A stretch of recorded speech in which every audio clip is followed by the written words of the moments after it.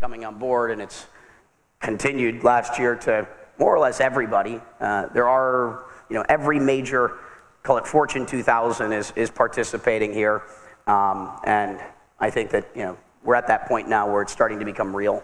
It's not just tests. Those tests are becoming pilots, and those pilots are going to become deployments. And once those things get deployed, that's when we're going to start to see this scale. And the incumbents are going to be the ones that actually bring in a lot of the adoption in the near term. So we need to help them. Every major VC is in the space. Actually, this was the one where I used to criticize one firm, and that was Sequoia. Because every major VC, every smart investor for the most part is participating at least in some degree to this space, with the exception of Sequoia, but that's now changed, so welcome to the party. And it's a global phenomenon, and this is the thing that's most exciting, and certainly for everyone in Kiev. Historically, Silicon Valley was the place you needed to be if you wanted to have access to, capital. It's where most of it was. And the one beautiful thing is this is a globalization sort of trend. In the same way that the Internet of Information is democratized information, the blockchain is democratizing value and trust. And it's allowing entrepreneurs and innovators anywhere in the world to have access to the same resources as the people that are sitting in Silicon Valley. The amount of innovation that's going to come from that, because historically you had to be near these centers of gravity, these sources of capital formation, to have an ability to innovate at scale. That can be done from anywhere today. And that's just a beautiful thing. It's a global phenomenon. Capital obviously had been coming into the space. 2014, we had capital on par with 1995. 2015, capital on par with the internet in 96. The beauty of that is, back then it cost $5 million to make a website to sell shoes. With open source software, with SaaS, with all of AWS, you can do these sorts of things, and soon to be distributed storage that works. You can build these businesses with 50 grand from anywhere in the world. But VCs in 2016 stopped putting more capital into the space, and this is kind of where the ICO emerged. The first ICO was Mastercoin back in June of 2013, and the industry's come a long way, and that was that the capital stopped in 2016, but the amount of entrepreneurs and the quality of the entrepreneurs coming into the space continued to increase, though the capital didn't. But the entrepreneurs, being the tenacious sort of individuals that you need to be to succeed, said, what about this ICO thing? And last year we had something like 64 ICOs raising a little over $103 million, excluding the DAO. But what the DAO did, as much as it taught us that security is paramount and there's not any room for error in this business, make sure you're getting your security audits not once, but probably twice.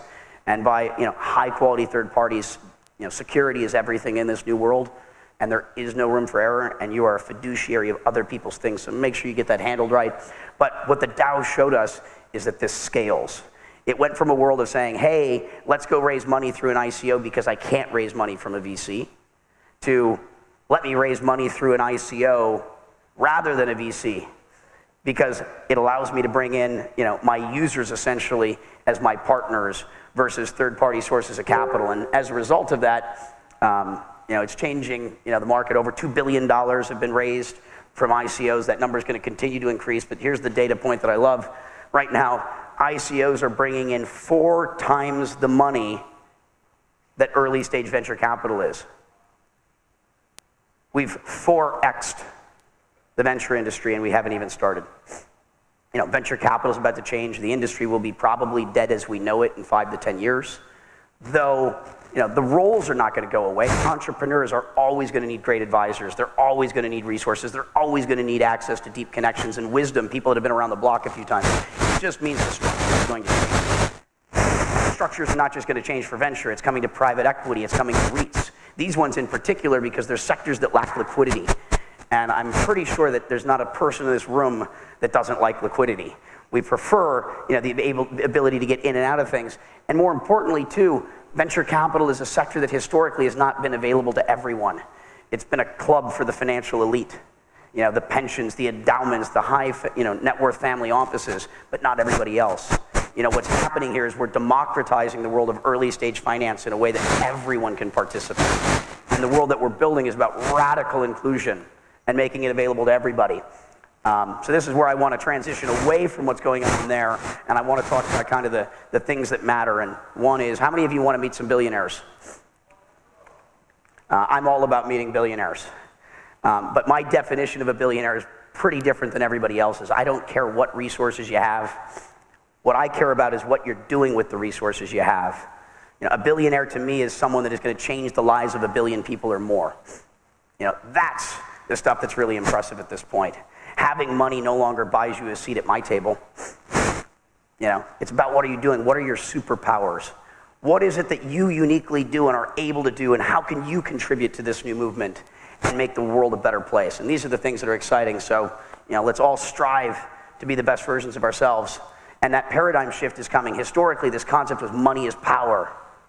I don't believe that's true anymore. I believe a paradigm shift is occurring. It's no longer about money anymore. It's about technology as power. It's about consciousness as power. You know, it's about what is it that you're able to do.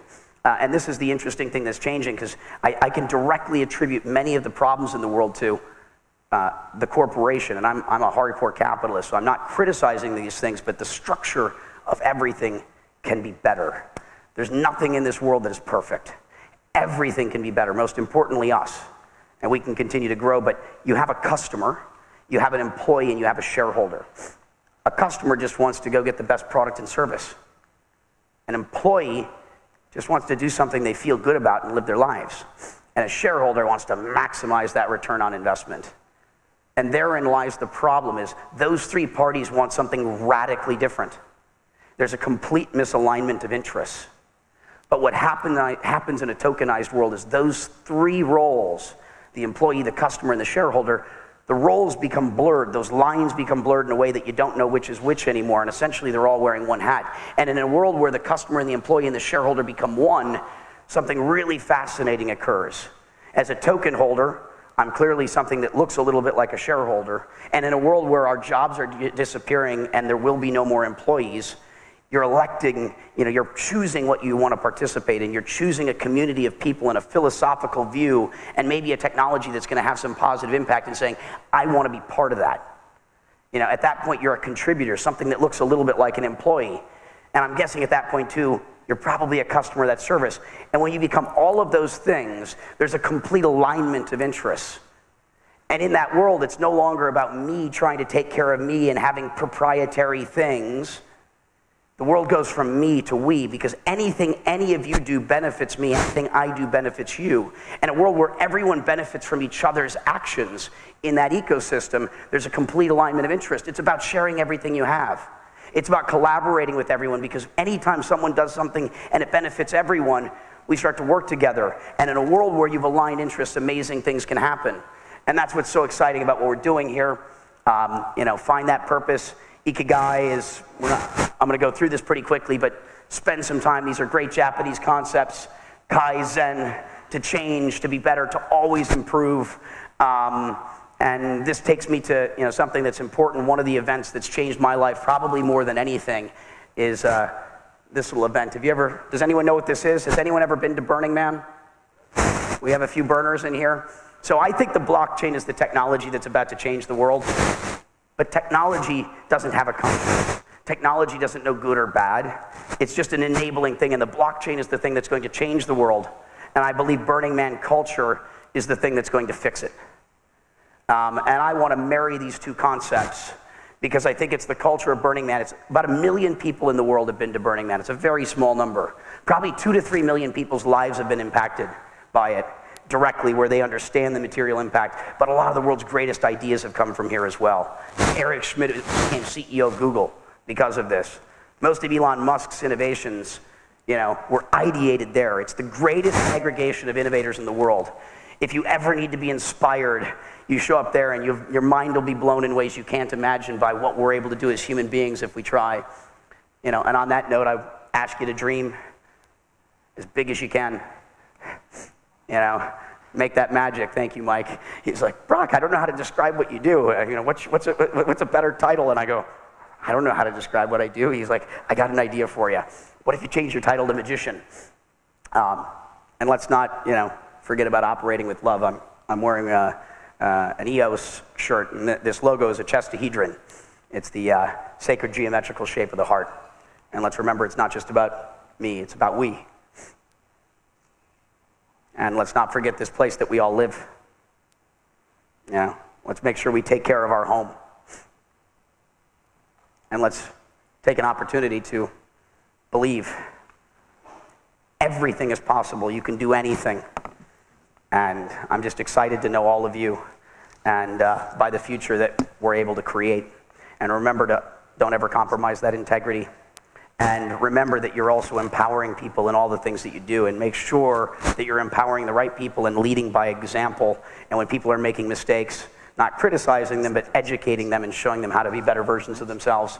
This is just a picture from my wedding last year at Burning Man. It's an all unicorn wedding. My groomsmen were the colors of the rainbow plus pink. My bridesmaids, the same. My best man was a woman dressed in black, cracking a whip. And my wife will be here later today, Crystal Rose of Sensei. And on that note, if you have any other questions for me, go to brock.ai, and you can talk to me anytime. Thank you.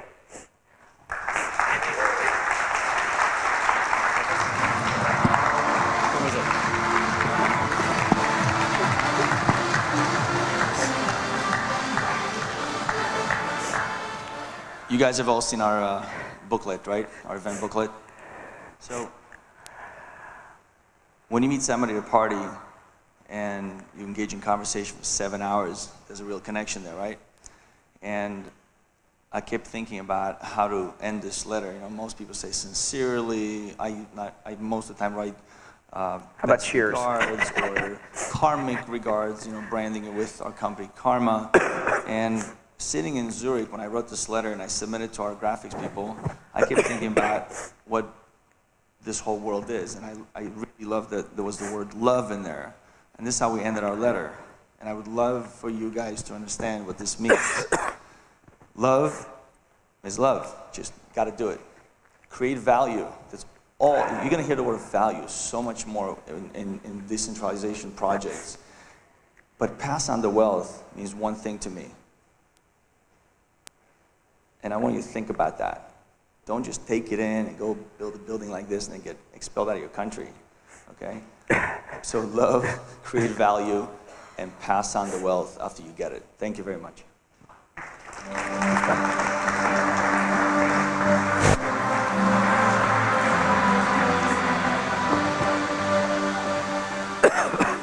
Up next, we have Greg Gilman, who is of Science Blockchain. Greg has had over 15 years' experience as an executive, entrepreneur, investor, and attorney. Immediately prior to co-founding Science, he was the chief executive officer and co-founder of RX Vantage, the leading online practice platform connecting pharmaceutical and medical vendors with healthcare professionals. And prior to that, he was the director of the Center for Entrepreneurship and Technology Law at Pepperdine University School of Law. Would you please welcome Greg Gilman to the stage? Thank you.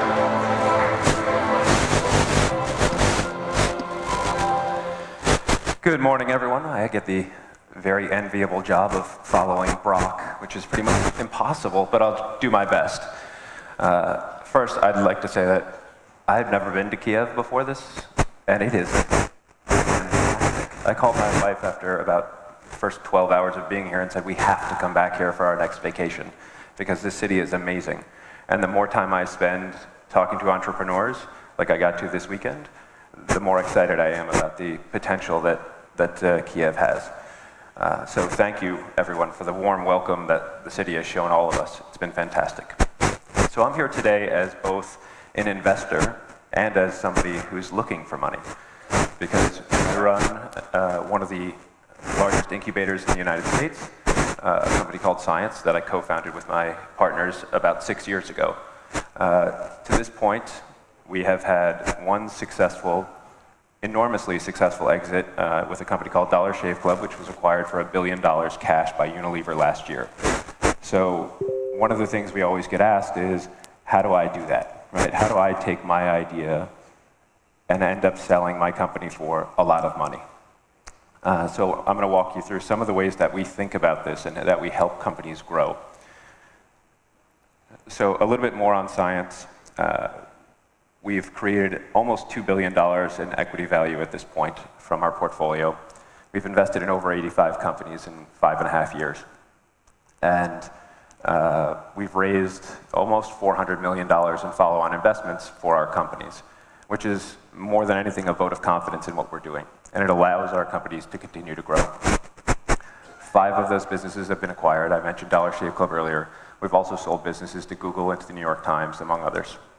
And we, most importantly for me, we returned all of our investors' money in under 4 years. So there are very few funds that can say they've given their investors all of their cash back that quickly, and the investors still have the ability to ride up the portfolio. I've been fortunate in that I've had great team members that I got to do this with. So my partner Mike, who I first met in 1998, among other things, sold companies to AOL, was a former CEO of MySpace during the very difficult wind down and sale days, and we've been working together since about 2000. My other partner Peter and I got the chance to work together in the first place on Science. There are many of you in this room that probably know Peter. His job is essentially to be the most well-networked person between LA and Silicon Valley so that he can help us raise money. And he is directly responsible for raising almost all of that $400 million in follow-on funding.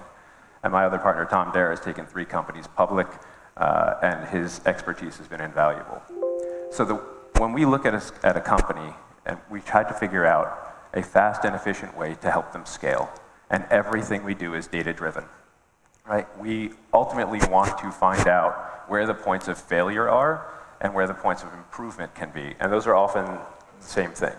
So we will look at a company from the idea stage, through the design stage, through media testing, and get data at every point. You redesign and retest, and then ultimately make a data-driven decision about whether you want to proceed or not. And for the entrepreneurs in the room, I would encourage you to put this into practice at every stage of your business. Whether it's design, whether it's media buying, it doesn't matter. If you're making data-driven decisions, you'll make better decisions. And each of these for us are also the chance to be, this may be a place where we kill a concept or kill a business, which we will do ruthlessly early on, because it's easier to make small mistakes than it is to get millions of dollars in when you're playing with other people's money and realize you've suddenly made big mistakes. So when I talk about data-driven decisions, I mean really in-depth, every portion of your business. If you're going to run a business, you have to understand what's driving it. And if you don't, you're not really running the business, it's running you. So we've also developed a process for a repeatable innovation process to create companies that we generate internally. So we'll partner with entrepreneurs like we did with Michael Dubin from Dollar Shave Club, who came to us with a concept and a palette of razors and said, I want to completely change the way men interact with the razor buying experience. And he had this dream and he had a vision for essentially owning the bathroom, which, not necessarily the sexiest vision of all time when somebody comes to you and says, I want to own the bathroom, but it was very much aligned with and very well expressed his goal. So we partnered with him. It's one way we can grow businesses. The other way is that we can grow them internally. So we'll identify an industry and we'll get deep into analytics and analysis of what exits look like, what the value of the companies is, what multiples are they trading at, what are the legal and regulatory risks, before we even decide whether or not this is an area we want to pursue. We'll ultimately figure out what the cost to launch is and then try to make a decision. Okay, now we found something we like. We found a model we like. We found entrepreneurs we can partner with. But do we have a team that is backable? Can we get financing for this company? And are there ultimately going to be customers for the company? Once we've done that, we decide how we're going to scale, what it's going to take from a technology standpoint, and then very quickly move into that testing and design iteration process that I mentioned earlier. So what this looked like for Dollar Shave Club was, as I mentioned, getting approached by a very, very talented entrepreneur who had a palette of razors and a dream and wanted to turn that into a real company. So we initially looked at e-commerce as a sector. We looked at a bunch of different revenue models and came up with this recurring revenue subscription model as, at the time, the preferred sales method for, that we preferred for the sector. We hired strategic team members as needed, and then we ultimately end up evaluating a whole bunch of companies. We met Dubin through our network. We negotiated an equity standpoint, equity basis in his company, and then we paired his team with our team so we could grow. And I mean, he was in our office growing his business for more than a year, and ultimately started scaling when he got to about 25 people. He ended up moving out, and then the magic happened from there. But Science maintained a very active role on the board and in the strategy and operations for a very long time until the company was actually acquired. So another company that we have is Mammoth Media. This is probably the next company that's on the way to becoming hopefully the next unicorn. So Mammoth now has and is one of the only companies in the world that has 3 of the top 100 apps in the US. And we got to 100,000 paid subscribers in just over a month with one of these apps, and it was on a $1 million revenue run rate within 6 days of starting. So, and again, this is a company that is deep, deep in its data. So again, figure out what is driving your business so that you can make the small decisions that need to be made on a moment-by-moment basis. So this is a company that literally is looking at the hourly lifetime value of every customer they're acquiring so that they can make more accurate forecasts and adjust their user acquisition bids as necessary in real time. So this is, ultimately what we're talking about is finding a business, or for entrepreneurs that want to grow their business, every business, regardless of the sector, has to figure out a few things, right? You have to have the team in place that can execute against your vision. You have to be able to do the development work to make something concrete out of your dream. You have to be able to somehow make money to support the business, and ultimately you have to find an audience that's going to use your product so that you can really scale it. And this is the same regardless of whether you're selling razors or you're building the next great blockchain company. Now for us, what we are doing is we are creating now our 4th vehicle, which is a dedicated blockchain-only incubator that will be funded only through an ICO. We wanted to fund this through the community rather than through our network of traditional LPs and venture. So instead we created the single most difficult project I've ever undertaken in my life, which was trying to figure out how to structure this correctly. And fortunately, we could rely on Brock and Mike and a few others who have gone before us to help guide us through that initial structuring issue. So very much like Brock, there's the warning. You've all seen it. Yeah. So we put together a great panel of advisors to help us with this. Some of them are listed up there. Some of them are not yet on the slide. But one of the things I want to talk about this morning in my limited remaining time is the token structure. Because what we've done is we've created a token structure that's completely unique and allows all of the investors in our Science blockchain to get tokens directly in the portfolio company. So if you think about our investors in the Science blockchain as the LPs in our fund, this gives the LPs direct ownership of the portfolio company and allows them to make individual decisions whether to hold or to sell those assets.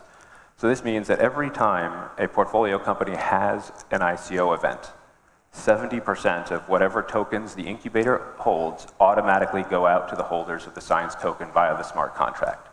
So you can think about this, about the science token as a portfolio token by itself. You buy one science token for $1, you may get dozens, if not hundreds, if not thousands of additional tokens in the future. Because what we do with the other 30% is we reinvest it in order to refresh the fund. So we've created an evergreen vehicle that can be a perpetual potential source of future direct free tokens for the holders of the science token. Now, because we hold both equity and tokens in each of our portfolio companies, when we have an event where a company gets acquired, say there's another Dollar Shave Club or Hello Society or something that generates tens of millions of dollars in proceeds for science, we take those proceeds and we use 70% of them to repurchase our own science token on the open market. So the market will set the price. So if we have $50 million that we generated in proceeds from a sale, the market will set the price for how much those tokens cost when we go to rebuy our own tokens in the open market, which will reduce the supply. We can all imagine what that impact may be on price, and it will mean that there are many fewer token holders participating in the future distribution of our portfolio company tokens. So there are fewer and fewer science tokens available that are participating in this potentially limitless supply of future tokens. The remaining 30% goes to the owners of the incubator. That would be myself and my partners. And ultimately, we've been doing this for a long time now. We first got involved in the blockchain space 4 years ago. You know, our neighbors in Blockchain Beach, we're fortunate to have Brock and a number of others that helped us navigate some of those waters early.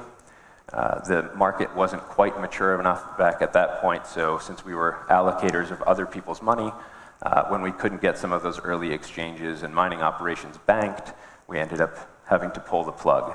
Now that the market has moved on and matured, we're at a point where we're jumping back in, and in order to best understand this, we started making the first investments we could in ICOs. So we started buying and selling tokens so we could understand how the market worked. And we've developed this sort of robust investing and trading arm at this point. So what are we looking at? What are the things we're most interested in doing is we want to build real businesses, right? We've all seen that you can make a ton of money in the ICO market right now, but most of those, many of those businesses aren't likely to survive for the long term because they don't have the team, the data, all of the rest of the things I was talking about earlier. We're going to use our experience in building businesses to build real businesses on the blockchain, and we're looking to partner with the best entrepreneurs in the world. This means probably many of you in this room are the people that we want to talk to. We want to find the best development talent, we want to find the best concepts, and we want to help them execute. We're already incubating a dozen or so concepts, including some of those that are services or infrastructure that are needed to make the ICO market more, as it matures, to give it the tools that more mature asset classes have. And we're very interested in protocol layer development. We're believers in that fat protocol theory. So our private sale started a week ago. It is, because of US regulations, fairly limited. $250,000 minimum for US residents, $50,000 minimum rest of the world. There are no discounts, no bounties, and no bonuses because we are structured as a security. There is a public sale starting in about 2 weeks, and there are no minimums at all unless you're investing in US dollars. You can find all the information, sign up for the private or the public sale here. Yes, I would encourage you, this is the slide that you want to take a picture of, so you can find it later. I appreciate your time this morning, and thank you very much.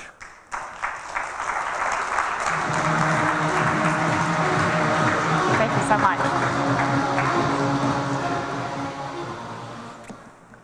So we're going to take a couple of minutes while they just refresh the system, because we've just added in another guest. I am absolutely thrilled that we get to hear David Blumberg speak now. So while we're waiting for the system to refresh, I want to tell you a little bit about him. For those of you who got to meet David yesterday, he's a fascinating man, and he has done so much. And I met him in Tel Aviv. at the d10e there, and got to have a dinner with him, which was one of the most fascinating dinners I've ever had. He is a remarkably intelligent person, and you'll get to see that when he comes up on stage. But David is, of course, the founder and managing partner of Bloomberg Capital.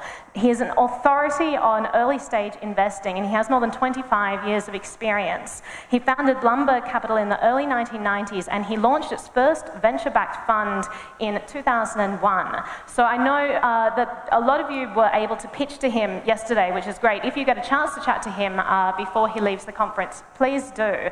But more about David. So prior to Bloomberg Capital, David managed international investments with the Bronfman family office, Adler & Co., Apex Partners, and at T. Rowe Price. He also launched business development for Checkpoint Software Technologies as one of its top 4 executives. He earned his AB in Government Cum Laude from Harvard University and his MBA from the Stanford Graduate School of Business and INSEAD. He speaks a whole bunch of languages fluently, including French and Hebrew and Spanish and English. And he also serves on the boards of Apesta, KStack, Credarax, Deep Instinct, Double Verify, EarnUp, FeeX, Firmitas, FortScale, Insights, Creditech. I mean, the list goes on, but we have time. We've still got another couple of minutes before the system's set. Is that correct? No. I'm presuming so. I'm going to keep telling you about all the things he's a part of. Trulio Wunder Zeus. He's also on the board of the Lincoln Club of Northern California, is a member of the Pacific Council on International Policy. He's a member of the Investment Committee of 137 Venture and is on the advisory committee of Start Out. He's a wonderful person who's just achieved so much, and if you're lucky, then maybe he'll take an interest in the companies that you're developing. I know that he was really excited to hear from a lot of you yesterday and excited to hear all the ideas, and I had the privilege of sitting with him for a little bit of it and heard some of the ideas too. I got like a glimpse of what his life might be like, surrounded by all these brilliant people who have all these life-changing and world-changing ideas. How much time do we have? Are we good? Good? Okay. Oh wait, I can't actually. I think we're good. All right, I'm going to go ahead and welcome David to the stage. Would you give him a warm round of applause?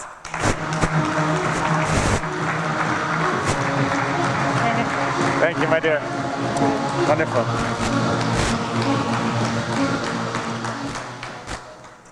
I'm going to try my Ukrainian. Привет. Dobro utro. My family heralds from here many years ago. They left at the last great emigration back in the 1870s and 80s when things were pretty bad for a lot of people here because of oppressive government. And we all know that sunlight is the light of the clear disinfectant that makes things better. So transparency is part of the theme of this talk. I'm extremely pleased to be here. Thank you for the Deputy Minister for European Integration for giving us a great startup, Brock Pierce, Mike, and everyone else, because this is a group of pioneers. All of you should pinch yourself because you're here at the founding of a part of history which is going to look very different from the hundreds of years that went previously to this. And most of it is going to get a lot better. I want to go first backwards and talk a little bit about history and even a little bit about philosophy of why this is such a great movement to be part of, whether you're an entrepreneur, an investor, or just a consumer participant in the world that's going to get more transparent, more flexible, faster, cheaper, smarter, better. Here's the theme: life, liberty, pursuit of happiness through decentralization in a transparent society. Let's take the history of decentralization very quickly. We see that basically in the 19th century, capital started to become decentralized because prior to that, all capital was owned by the aristocracy through land. And in the 19th century, we started the bond market in London and Amsterdam and places like that, and it started to move capital between lower use to higher return markets. The Industrial Revolution that you think of, the railroad, the steam engine, all of that was powered by the movement of capital from agriculture to the entrepreneurs of their day. And you are the entrepreneurs of today and tomorrow. In the 20th century, we saw communications really boom in decentralization through the telegraph, telephone, etc., TV, radio, and now, of course, information through the internet. And just to take one example, the MOOC, the multi-open operating courses that are being organized by universities, where instead of 50 students in a classroom, we can hit 150,000 across the internet and teach them computer science Many of these students could never afford or get into a Stanford University or Berkeley or Harvard, but from Ghana or Cameroon or Argentina, they can participate through the MOOCs. So education is spreading also rapidly. All this, you're getting the point, is diffusion. Diffusion of capital, diffusion of communication, diffusion and transparency of information. United States founding, for those of you who recognize this picture of George Washington, the founding fathers, they created something very important because they were afraid of centralization. They had come from Europe where they were faced by monarchies that controlled politics, controlled religion, controlled information, controlled speech, and controlled thought and capital, and they wanted something different. So they divided something that was decentralized. The United States, and I think a lot of countries have adopted this kind of a system, not to say that it's the perfect system, but it basically says that large government, small citizen. Small government, large citizen. So they tried to divide the government into 3 or 4 blocks. Legislative, separate from executive, separate from judicial, each independent with their own sources of power from the Constitution, and then several layers, both federal and then balanced against state and balanced against city or municipality. Each had their own powers and they would guard it jealously. If it ever got too centralized, too oligarchic, too controlling, it was bad for society. So they try and prevent that. Transparency, let's add that here. From a sort of a religious or moral, philosophical point of view, in the old days, ancient Greece, for example, the oracle at Delphi, or the ancient Egyptian mystery gods, everything was whimsical and subject to the whims of the gods. We didn't have a choice or agency as humans. We were just fate. And the gods controlled everything from lightning to if we could have babies. Next, in Renaissance times, there was the concept in Latin called imitatio Dei, following God's ways. And that was driven mainly by the Judeo-Christian Muslim traditions of the Bible or the Quran, following in the footsteps of Jesus or Moses or Muhammad and be a good person. In the Enlightenment, we saw a more moving toward more, rather than just pure faith, but also rationality. Aristotelian things came in, and we have God as a rational actor in an ordered world. And today, we would say, whether it's the United Nations or something, we have more universal norms that are agreed upon by treaty across many, many countries. And so we have universal principles of human rights. And finally, in the information, in ancient times, again, it was all centralized, controlled by the elites, the priest, the shaman, the ruler, the king, who represented God. And in Renaissance, the printing press was invented, and the Bible was the first book translated. Interestingly, because Europe was decentralized, lots of little city-states that were fighting for control, they let that spread. But the big Ottoman Empire in the Middle East and the Chinese Empire in the East were very centralized, and they controlled everything, and they didn't want people to be empowered. So they stopped the printing press, they stopped a lot of innovation, and those countries and those empires stagnated while Europe developed and became the dominant force in developing technology and the Enlightenment. In the Enlightenment, again, further decentralization of information with the public spread of universities and education. Everyone became literate. And today, with the internet, even more so, open, YouTube. I see entrepreneurs coming to me in our venture capital firm in San Francisco or our office in New York or Tel Aviv. And people have not necessarily an MBA, but they've learned a lot of entrepreneurship on YouTube from watching other entrepreneurs and meeting at conferences like this. So what you're doing here is you're educating yourselves. That's great. It's another example of transparency. Then finally, on rule of law. Again, in ancient times, it was very idiosyncratic. It depended on the ruler of the state. They could enforce everything by power of arms. Today, slowly it's moved. In Renaissance times, there were 2 sources of law: religious law administered by the religious authorities, and the small states of Europe were the secular law. Finally, in the Enlightenment, in the 19th century, 18th century, we got rule of nations. And today, international norms like the GATT, the World Trade Organization, things of that nature have made countries as disparate as Ukraine and China, Argentina, Cameroon, United States, all trade under certain similar sets of rules and law with justice that can serve corporations and individuals alike. It's not always perfect, there's corruption, etc., and that's a problem. Now let's go to these things. We see that it's all good for society. If we go back to the year 0, approximately time of Jesus, who was a kind of a middle-class person. He was a carpenter by tradition. Carpenter's, average middle-class person, in inflation-adjusted dollars in year 0 would have made about $500 a year. Move up to 1800, that person would have made about $615 a year because all growth was controlled by agricultural productivity. 0.1% a year. There was almost no innovation because all remember, information was controlled, power was controlled, religion was controlled, everything was centralized. The radical decentralization led by the bond market and capitalism in the 19th century, 1800 around London, through families like the Rothschilds who created the bond market, spread this capital around, and entrepreneurs started taking it and developing new technologies that could benefit everyone and make a profit at the same time. It is a driver of productivity, after all. But notice what happened between 1800 and 1975, went to about 3 times higher, $2,000 per capita.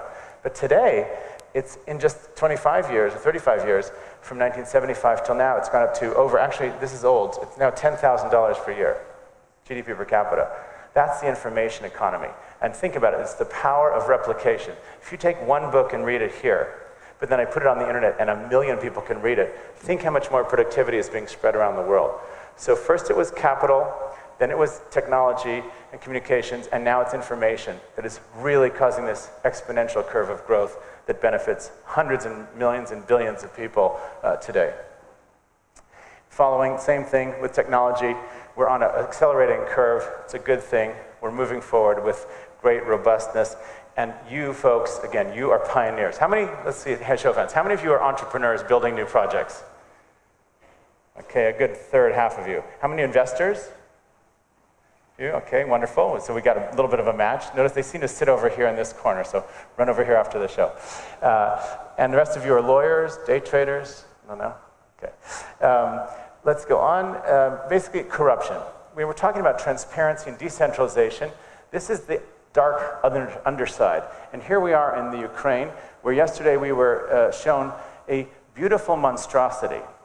A building and a complex that cost something like $2 billion, paid for by money essentially stolen from the Ukrainian people by the former ruler.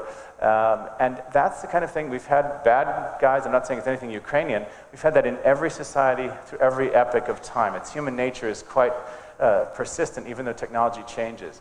So there is this power and greed on the part of most individuals. We have to restrain ourselves somehow or the other. And rule of law and transparency help defeat it. It's really a good thing. If you know if you're being watched, it's not as easy to commit the crime.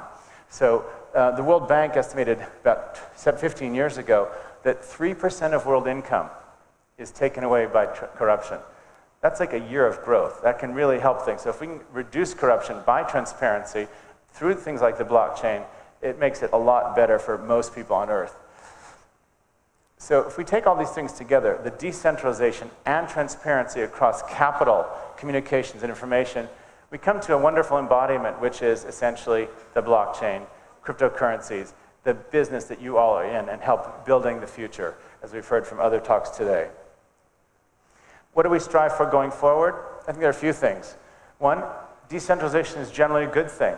There may be some examples in life where centralization is useful, but like standards of measure, current, degrees Celsius, Fahrenheit, metric, etc. Centralization of things like that might be good.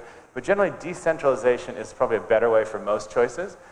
Checks and balances, again, power from government should be kept minimal, to at least my point of view. We've got to promote you. We've got to promote entrepreneurship. And there are new models. The guys at Science have a beautiful model that they're going to bring an ICO to the world of venture capital. I embrace that as a traditional venture capitalist. I think we'll be embracing the ICO world as well and probably opening a new special purpose vehicle to meet this kind of investment need. The world has to change. We have to change with it. And you are pushing us to the change, or I'd say pulling us to the change by your great ideas and your entrepreneurship. Next, promote an even playing field. Something that I kind of discovered after doing a lot of FinTech investments is that the power of technology has been such that what was once reserved for the wealthy can now be made available to everybody else. In fact, a great historian, I think it may have been Neil Ferguson or someone else, said that in the lives of the ancient days, people like Cleopatra or King Caesar, the Tsar, the ruler of Rome, or Queen Elizabeth, they lived well. They lived very, very well. And people today, the billionaires of today, live well too, sort of similar. Their lives have not changed that much. What has really changed is that most people in society in ancient days were serfs, peasants, and slaves. And most people today are middle class. That is the real revolution. The rich have always lived well. The big change that society, democracy, transparency has brought is that everybody else, or at least most people, can move up. And I think our jobs as moral beings is to help that poor poverty-stricken people, through no fault of their own, can also move up within our lifetime, and so that everyone can send their kids to school, take a vacation, have good health care, pay for their lives, and retire in peace.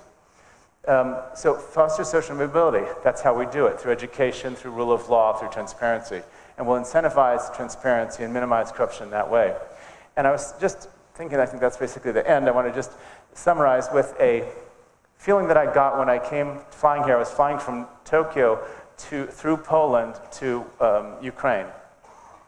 And I noticed that the color that first struck me at the Polish airport in Warsaw when I landed was orange. There's orange everywhere. And then I remembered that the revolution here, the color of the revolution in Ukraine was orange. And through Georgia and many of the countries that were trying to liberate themselves from the former Soviets was orange. Now, how does orange come about in the color circle? We have red plus yellow. How do we get that? Well, red can symbolize the oppression that this country faced under the Soviets for 100 years, under the Nazis for a brief, dreadful period of a few years of World War II, genocide, Holocaust, etc., etc. The people here in the Ukraine have suffered it and know it well. Red symbolizes that horrific centralization, all-knowing, all-powerful power to crush the human spirit. On the other hand, the sun, the yellow of your Ukrainian flag, represents transparency, sunlight, the perfect disinfectant, the universal opener and creator of life, the power of the life of the sun. If we take red and yellow and mix them together, we get orange. So I wish you a transparent life in dignity, hope, justice, peace, and a lot of technological prosperity, driven by blockchain. Thank you. Thank you, David. I just want to make sure that you all understand, this man was supposed to be in Japan today, tomorrow in Germany, and Ruslan and I were in San Francisco just 6 days ago in his office, and I know that he raised a $207 million fund. In February, he announced that he couldn't be in Bucharest to meet Ruslan and to have seen this evolution, but I've been kind of doing the Chinese drop on him for 6 months, 61%, and then he came to Tel Aviv to speak, and then he bought some TaaS tokens, and it's like, this is great. So it's so wonderful to have you here on stage with us. Yesterday at the Museum of Corruption was a similar speech about living a good life and forgetting about the past and all the inefficiencies and how can we invest. So out of 207 million, I want to just mention that you all know he's got 157 of it left, so he spent 50 million in the last 6 months. So that's a huge, huge amount of money to deploy. It's like $10 million a month. So Ruslan and I were there, we said, hey, it's our time. We need 10 million for Kepler. And then we said, wait a second, do we really need his money, or should we just do an ICO in one day, just raise 10 million? Makes me and feel it's so a inadequate. very, very interesting component that you have to think, do I want to go through months and months of convincing venture capitalists? And David is at the forefront of Silicon Valley, going out there, speaking at conferences that are not venture capital traditional, and investing little by little his own money to understand how this whole thing works. And eventually he's going to be, and I want to make sure that I say this on stage right here, he's going to be the first big mega fund of traditional Silicon Valley venture capital that will switch into digital assets, and he's going to bring everybody with him. So that's his job. I don't know. He's pushing me, and I'm trying to be pulled. So with your help, I think we can do it. So please come meet him. He's only got a few minutes before he has to go to the airport, but he wants to listen to all of your stories and hopefully then go through the process of due diligence and hopefully invest in Ukraine. And just go back to the side. David at BloombergCapital.com is the email. If you don't get to talk to me, you can send an email, and we'll be happy to look. And also Mike has a direct line to me, so he can get you there too. Thank you very much. Thank you.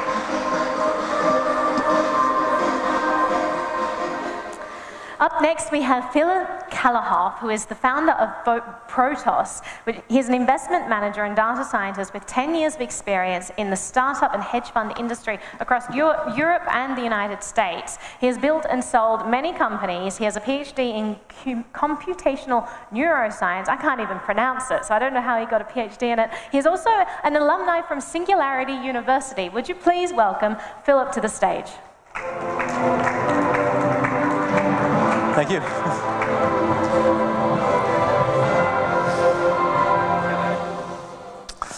Hi, my name is Philipp Kallerhoff. I want to present Protos to you.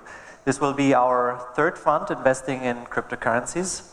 The first fund we launched in 2013, which was a private vehicle, and we invested in Ethereum at pre-sale prices of 7 cents, and in other protocols like Bitcoin. Our second vehicle we just launched recently. It's a asset manager, which is now fully licensed in Canada, managing cryptocurrencies. And Protos will be our third fund, which we will offer as a token to invest along us. So our combined experience investing in crypto is 13 years as a team.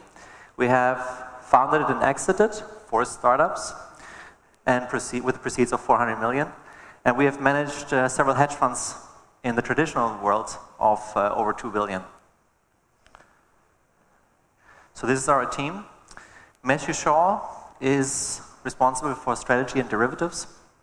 He's co-founded an investment bank and sold that in Switzerland. He's managed prop trading desks and prop portfolios with over $1 billion. Then Tom Klinchenko, he's founded 2 crypto investment vehicles and is a 2 times VC-backed tech founder. And then myself, I will look after data sets in cryptocurrencies and trading. And my background is PhD in computational neuroscience or machine learning. And I've basically worked for hedge funds building algo trading strategies and managed hedge funds with over $1 billion. Now, Mark van der Chies is our special advisor. He's a crypto VC since 2011. And he founded Todo, which IPO'd at NASDAQ. So let me summarize market challenges from our view, how we're seeing it, and what we have invested. So between 2010 and 2016, it was, in the end, quite simple. The best strategy was to actually buy tokens and hold them. Now we've reached over 100 billion, and trading liquidity is quite substantial with over $1 billion per day. So now obviously our trading, and I think should be changing over time. What we're now seeing is we see several tokens per day, and it becomes quite impossible to read probably 200 white papers a week. ICOs are becoming pretty expensive, with several raisings over 100 million. So how do quantitative analysts and hedge fund managers like me build trading strategies in this space? That's what I want to talk about. So one strategy that I've worked on quite extensively is called any kind of trend following or signal processing strategies. And it's a very common strategy in hedge funds. It's applied in hedge funds with over $300 billion industry. And the strategy works, is pretty simple actually. The market is up, you basically buy the asset, and if it's down, you sell it. Now in Bitcoin it's pretty difficult to short sell, so I just made here an example of a long-only strategy. And the graph shows Bitcoin 60 days returns versus the performance of the strategy over 60 days. And what you see is, if Bitcoin was up 200% over 60 days, then the strategy also made 200%. So that's great. On the other hand, you want to limit your downside, which could have been very interesting the last couple of days, obviously. And then you basically limit your downside to probably, on average, like 10%. Another measure that we really like, and I'm not talking about any news processing that we do and NLP processing, but a really scalable measure is the crypto PE ratio that Chris Bernitzky introduced and Willy Woo back then. And it's basically calculated as the network value over transaction volume. And network value is really the market capitalization of a cryptocurrency, for example, and transaction volume should be really different to trading volume, so it's really the on-chain transactions. So if you think about Bitcoin, for example, you would calculate around about 60 billion market cap over, let's say, a transaction volume of 2 billion, so you would have a ratio of 30. That's an example.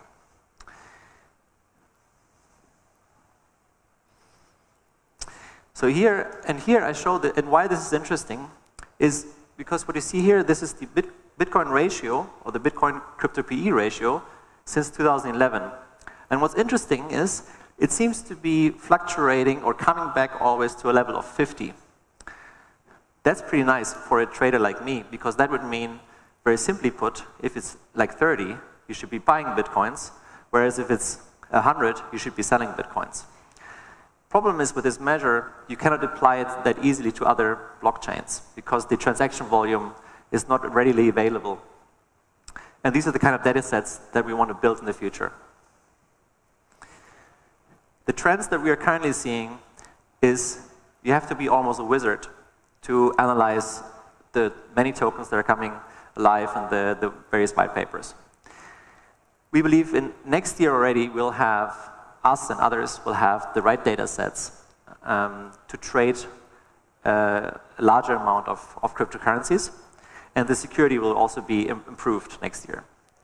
Then beyond that, we believe machine learning will take over, and multi-manager platforms where people can actually decentralize and manage assets. So we've basically designed our fund to according to that. So for this year, we'll be trading and investing in core protocols and pre-ICOs. Next year, we'll focus on building data sets and algorithmic trading. And for algorithmic trading, you really need scalable data that is comparable across the different blockchains. And then beyond that, we want to build our token into a multi-manager platform where the portfolio managers can actually participate in managing the assets and participate in the performance of the fund, and obviously the rewards. So let me just introduce the token that we have designed for this fund. We call it the Protos token. Basically, with buying this Protos token, you'll invest in our hedge fund along us. The hedge fund will continuously report our positions. In the beginning, probably on a regular basis, but in the future, hopefully, very transparent and almost continuous. And secondly, you'll obviously be able to trade this token. And also, like science, we're working with the same group of people, and this will be a security token, so it'll be regulated in the different countries. So what are the differences from us, for example, to other hedge fund offerings and other incubator tokens? First of all, we are offering, I think, probably the first fund or hedge fund that is offering a tradable token that you can freely trade on the exchange. Secondly, our main goal, or our most important goal, is to preserve and grow your capital. We bring 13 years of crypto investing. We bring 50 years of traditional investing with our team, and we bring 35 years of tech entrepreneurship with us. We also believe we are ahead of the key trends. That means we want to build data sets in cryptocurrencies, and we're also building a multi-manager platform for cryptocurrencies in our hedge fund. We've chosen to work with some of the best groups out there. We have Skadden as our legal advisor. Obviously, this is a tremendous undertaking, building a hedge fund on the blockchain these days, or still. And we have the Argon Group advising us on the ICO. On the fund side, we have Jules Green, who is co-founder at Ashmore, which is a $50 billion fund. And on the technical side, we have Joshua Bow. Very happy to have him as a co-creator of Blackcoin, which is now being used, or the technology is being used in a lot of other tokens. So what is the timeline? We've announced our ICO just in August, a couple of weeks ago at the New York FinTech conference. And we will start pre-sales on the 25th of September. And then we'll hold the ICO, or the ICO will launch on mid of October, the 17th. If you want to know more about us, you please join our Telegram channel at Protos Crypto. You will find our website at protos.tokenhub.com, and our email is protos@tokenhub.com. And we also have a booth outside, or you can find me anytime today at the conference. Thank you very much.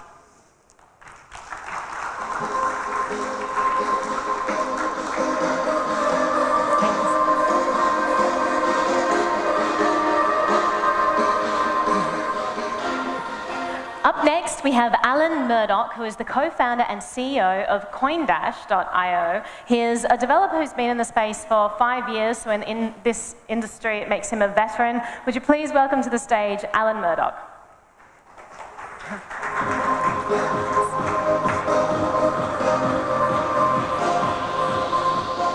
Hi everyone. It's great to be here. You have an amazing city, by the way.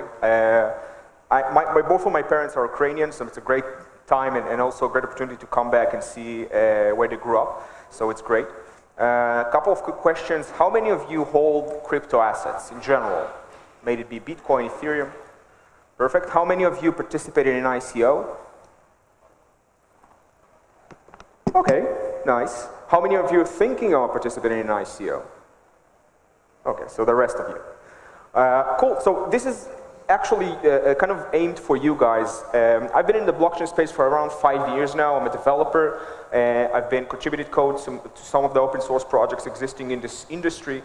In the past year and a half, I've been investing my own money into crypto assets, Ethereum, Bitcoin, and obviously the various ICOs happening around the world. And by far, this is the biggest use case for blockchain technology. It has the possibility and opportunity to change fundamentally the financial system. It has the opportunity to create a new asset class, which is the crypto asset. And as a result of that, it creates also a new type of companies, because blockchain companies are fairly different than traditional companies, both in their governance and the way they create value. Just think about it, an ICO, right? Everyone is thinking that it's only to raise capital, but just think of the huge community created around each project. It's something that every startup wishes for, and in the blockchain space, it's out of the box, which is truly incredible. It also results, obviously, in the market cap. I think by now, most of the people already know that blockchain is here to stay, and blockchain has the opportunity to, again, change fundamentally things. And we see it in the market cap. I think that now it's anywhere between $100 and $160 billion, which is truly amazing for anyone who's been in the industry for more than 1 year, because a few years ago, it was sub 10 billion. At the hype of 2013, when Bitcoin was all-time high back then, it was $13, $14 billion. But the truly amazing figure is the liquidity in the market and the volume it generates. So anywhere between $6 and $10 billion, even more so, which indicates a very strong market and very good for investors as well. Which is, again, it's something which is truly amazing for anyone who's been in the industry for a while now. Anyone can guess what was kind of the average trading volume of Ethereum, Bitcoin, let's say April 2017? Right, it was sub-million, right? On Poloniex, April 2017, the average was $800,000, okay? This is how we grew up in 6 months. So it's truly incredible, but it creates a lot of challenges. So the learning curve, both for people holding assets, and you can see it on yourselves because a lot of you holding crypto assets, the big ones, Bitcoin and Ethereum, but not all of you are participating in other diversification kind of instruments like ICOs, is that the learning curve to enter the market is incredibly high. It's a whole new market, a whole new investment instruments, and nothing never been seen before, which creates a lot of challenges and friction for newcomers. And obviously, our goal as an industry is to grow up. We want more people coming in. Brooke Pierce talked about anywhere between 10 and 20 million people holding crypto assets. Well, the number of people holding not Bitcoin or Ethereum, but other crypto assets is much, much, much lower. It's probably in the hundreds of thousands. And this also, if we started by saying this is one of the biggest use cases of blockchain technology, one of the biggest opportunities, it also becomes one of the biggest challenges. We need to find ways to remove friction and make this thing much more accessible for a wide variety of people. And so this is essentially our objective. Coindash was formed by investors, for investors, in order to remove the friction and make crypto trading accessible, which is incredibly important. And we start with the basics. Most people, and I'm sure you guys see it on yourself, most of you are using Excel sheets in order to manage your portfolios, keep track, how many assets I'm holding, what's the price. It's very inefficient. It doesn't give you the real insight into how your portfolio is performing. And again, just think about it. If those tools do not exist, newcomers entering the market have much harder life to understand better the market. And so we start with the basic portfolio management tools. Give people automated tools that can keep track of their portfolio and make sure they understand how the portfolio is behaving. On top of that, we're building something we call social trading, which is essentially to remove a lot of the friction, the information gap between newcomers and people already in the market. So you'll be able to see other people's portfolio, see their tradings, get signals from them, copy their investments. Again, everything to remove as much friction as possible and make this thing accessible.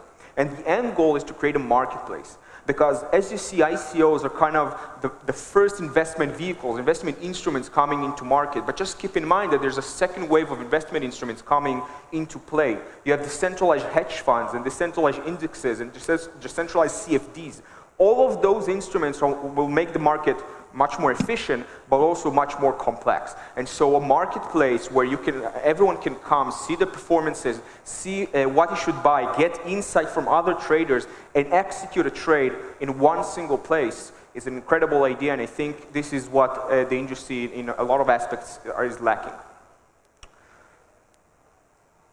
So this is a screenshot of the dashboard. You can go to app.coindash.io today, hook up your various Ethereum accounts, and get a real insight into your performance. And again, everything is automated. You do not need to enter manually your trades or your holdings. Everything is automated, which makes it much more efficient. And you can get a day-by-day balance, the different balances you had, the various values in USD, all of that information, allocation tables, risk-adjusted results, all of those things which are so lacking right now. You can get it for free, enter app.coindash.io, and this is the beginning. It's important to notice that Coindash is blockchain agnostic. That is, wherever and whenever you have good blockchains providing trading. For example, Ethereum is incredible in that sense. We'll be integrating to, because we want to facilitate people having better tools and see them. So we started with Ethereum. We did a POC with Rootstock. Anyone knows what Rootstock is? You need to read about Rootstock. Rootstock will bring the Ethereum technology stack on top of Bitcoin. Incredible use case and incredible business proposition. And so we did a POC with Rootstock. It went incredibly well, and we'll be integrating once Rootstock will be alive towards the end of the year. I want to take you through kind of, this is the kind of the vision, but what we went through as a company the past year. Everyone is talking a lot about ICOs, but I want to give you kind of a first insight into what it means to be a company doing an ICO. And so we started about a year ago. We started without even knowing Coindash will become a company. We started by participating in a hackathon. Back then, it was November 2016. We won that hackathon among 70 other projects from all over the globe. And that gave us the first validation and true belief that there's something to be built here. The second thing was trying to build a proof of concept. Make sure that what we're proposing is actually feasible. You need to understand that everything we do is for the first time. The user experience of the platform is for the first time. Nobody is used to it or accustomed to it. How you integrate for various blockchains for the first time. And so we needed to make sure that we can deliver what we're kind of promising the world and setting the vision for the company. The next step was to build a community. We've touched about it before, but community is incredibly important in this industry. This is what drives company, this is what drives their funding, and this is essentially what determines if a company is good or not. Ethereum, for example, is very much, its success is very much due to its amazing community and developers coming into play. And so for us, building a community was incredibly important, and towards our ICO, which was about two months ago, we had 30,000 people in our community all over the world, China, Europe, US, everywhere, which was an incredible force. During the ICO, we had 100,000 unique visitors in our website. To put it in context, we're talking about anywhere between 300,000 or 400,000 people even participating in ICOs, so about a third of all the industry. Incredible numbers. And we launched a proof of concept, a beta for our product, and had 1,000 people using it right now, which is, again, due to the amazing community. The ICO obviously gave us the funding we needed towards the future to facilitate and kind of create and execute our vision. And so this is what was in the past and present now, and I want to take you to the future and kind of a small announcement we're making. Our roadmap is leading us to partnership with various exchanges because, again, we're very trading oriented. And so our platform is starting to integrate various exchanges throughout the next few months. We're starting with HitBTC, is one of the biggest exchanges in the world, has $130 million daily trading volume. And so this is our first integration. We already announced it, but following this conference, we'll make this available in our app. So anyone who has a HitBTC account can go in a few hours to app.coinage.io, hook up his Ethereum accounts or HitBTC accounts, and get real insight into his portfolio. And from there, we'll take it to the ability to see other people's portfolio and investments. Following HitBTC, we'll be integrating with other exchanges to create an ecosystem around our platform in order to everyone being able to access and get real insight and being kind of onboarded into the crypto trading universe. Thank you.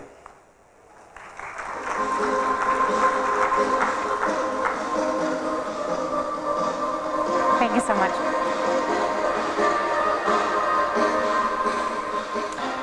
Up next, we have Eric Gu, who is the founder of Metaverse Foundation. He's a well-known investor. He's invested in a lot of blockchain technologies, over 30 projects he's been an investor in. He's also the founder and CEO of ViewFin. He is a very well-known opinion leader in the Chinese blockchain ecosystem. Would you please welcome Eric to the stage?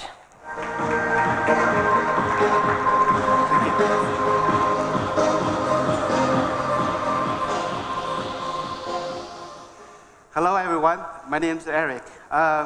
Yes, I'm an investor. I invest more than 30 projects for the past 5 months. Actually, my investment career actually earlier than this. Anyone know which ICO is the world's first ICO? Anyone? Yes, Mastercoin. I participate that. Only a little, but that made me the first ICO investor. So I'm very happy about this. I also invest in BitShares and Ethereum ICOs. I also participate in some equity investment as well. So that's some of the portfolios that I invested. Mostly in China, but some North American like Nuco, Everest, and Aguero is in Estonia.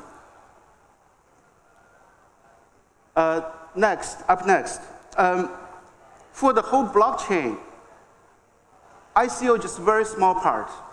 This is how we see the blockchain will evolve.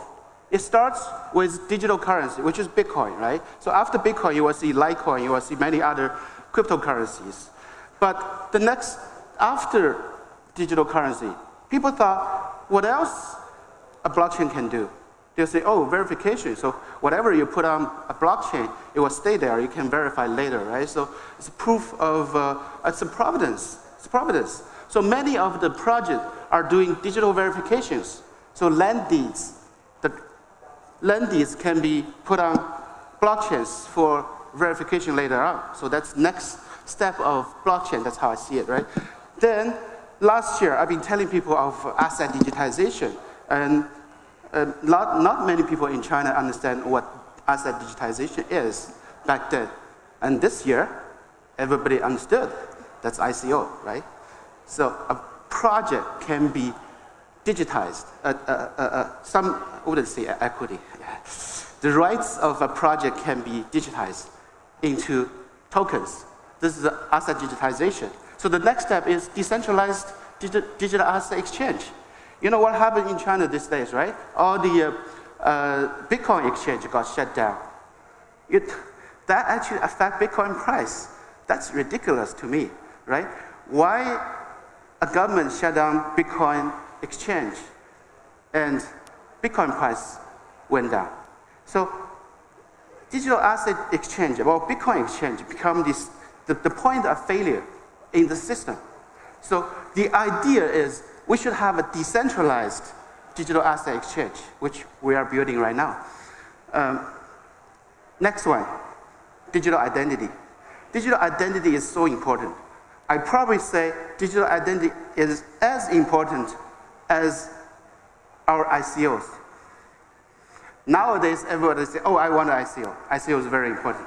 But I think next year, you will hear a lot of things. I want to digitize my identity. How so? So what's the good point of digital identity? Just give you a few glimpses of digital identity. You know, most troubles we have in ICO world is, to me, is accredited investors. A lot of the ICO project leader, they don't know, they take they take everybody's money. That would be a problem, because many of the investors, they don't understand what kind of project they actually invest in. They don't understand. They just say, oh, my neighbor put in $10,000 and become a million. That's why I'm gonna cash advance from my credit card and I'm gonna invest into next ICO. So they are not accredited investors. They are not qualified investors, right? So if this project goes south, I mean, you have a problem, then they lose everything. And they couldn't afford to lose everything because that's the credit card money. That's your mortgage money, right? Those kind of investors you want to avoid, right? So use digital identity. You can tell who invests in what. Is this investor is truly qualified, educated investor? To me, this is super important, because what happened in China, government just banned all the ICOs. So the projects with not qualified investor, they're in troubles, because those unqualified investors, they want their money back, and they couldn't lose a cent. They want every cent back, right? So that's why the leaders of the project now in trouble. And okay, I'm going to jump to the next one. So Metaverse is a project that I deeply involved. It's not only a project that I invested. I actually not only invest money, but invest a lot of emotion and efforts in there. What is Metaverse? It's an asset digitization platform, and also it digitizes identity. And third, we do blockchain as a service.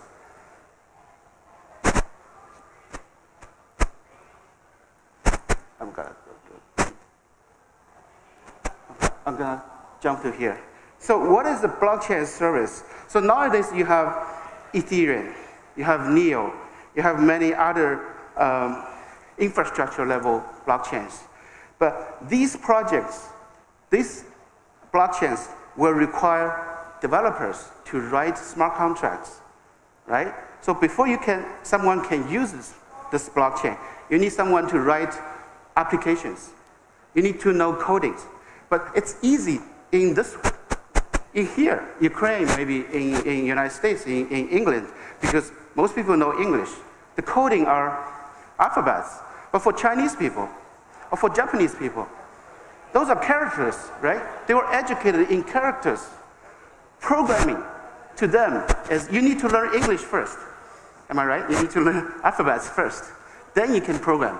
So the businessmen in that part of the world, they don't trust programmers, right? So you ask someone, say, oh, create a smart contract on Ethereum. They'll say, what is smart contract? Can I create a smart contract?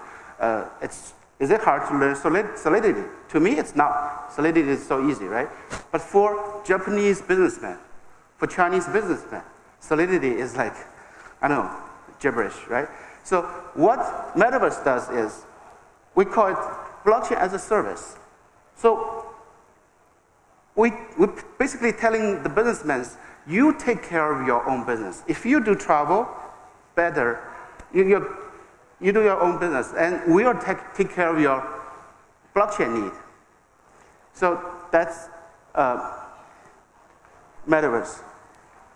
So unlike Neo or Ethereum or other projects, we don't need smart contracts. So people fill up a form, say, I want to create a token.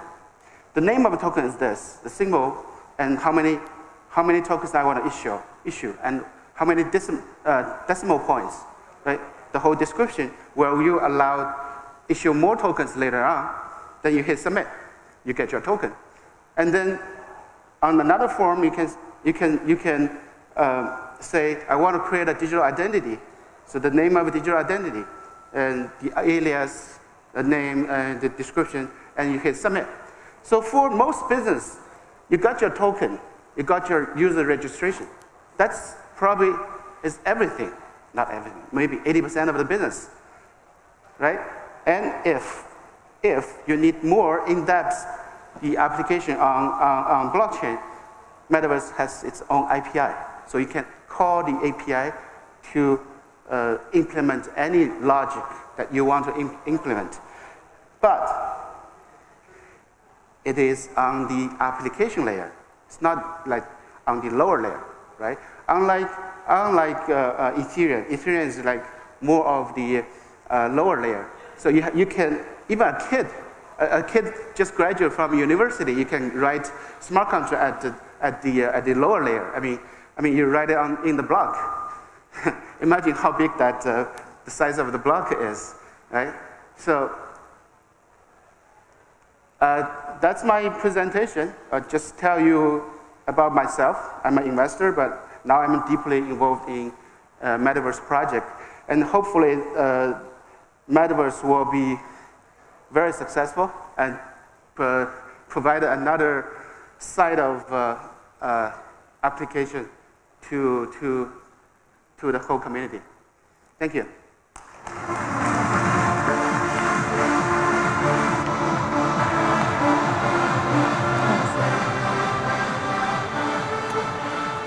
So now we're going to take a 15-minute break, so you can all go and get caffeinated, take the time to chat to Eric, chat to our other speakers that you've heard from this morning, and then meet back in here in 15 minutes.